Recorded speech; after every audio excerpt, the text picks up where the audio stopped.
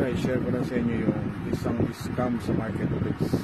Ang dami nang nabibiktima nito at nadadama yung mga lalamove rider guys sa scam nito. Siyempre, ipopost ng item na napakamura ng presyo. Too good to be true yung presyo. Pero siyempre, dahil gusto natin makamura, akala natin legit. Kaya pupush natin. Mas marami silang rason pag gusto mo ng meet up. Kung ano-anong rason. Ayan, no? Tapos yung offer nila, lalamove. Ibubuk nila ng lalamove.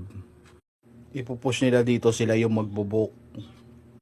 Tapos dito na magsisimula yung scam nila. Kasi sila din pala yung rider na makakausap mo na mag-aabono ng item. Magsisend pa yan ng mga, ayan, kunwari binuk. Pero hindi totoo yan. Matagal na yan.